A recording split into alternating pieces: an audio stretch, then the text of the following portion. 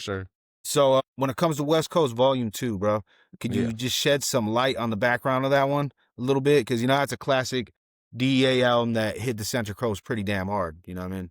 Yeah, so at the time, I think I was back then just out of high school maybe. And so I started recording on a computer back then. So I was one of the first cats from out there that started using a computer to record music. And so what I would do is I would use Fruity Loops to make the drum beats, and then I had a little chord keyboard with a bunch of sounds on it and just play chords and melodies over the drum beats that I made in Fruity Loops. Then I Crazy. would put those in. I forgot which app I would use back then. I want to say it was like Digital Orchestrator Pro or maybe Cubase, some old school app. It was pretty old. Nothing that I would use today.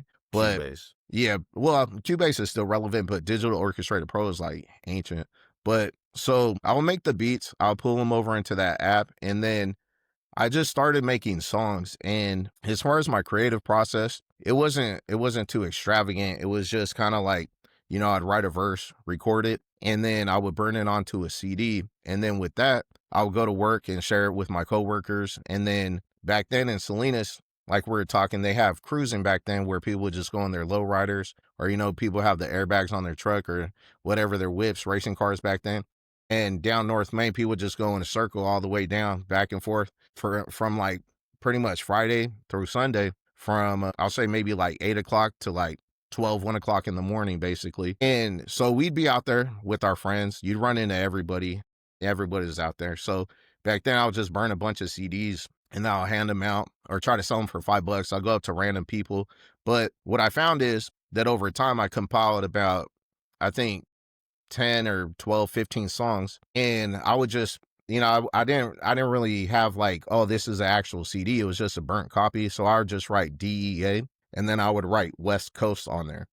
And Gotcha. so, Crazy. yeah, so back then, that's all it was is, I would just give out these CDs. And what ended up happening is I gave it out to so many people, and so many people had it that it was to a point where we'd be cruising out there, and then we just hear the car next to us be slapping it. Everybody had slap back then. So, and that whole CD has a lot of bass on it. The way I mix it, I used to have subs back then, so I mix it all bass heavy. So back then when I was out there cruising, with the homies, I just be driving by and you hear the car next to you slapping that.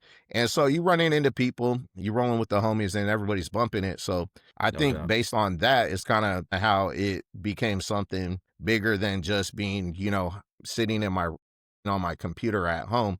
So to be able to get out there and be part of that scene is really what I think helped drive the success of that album back then.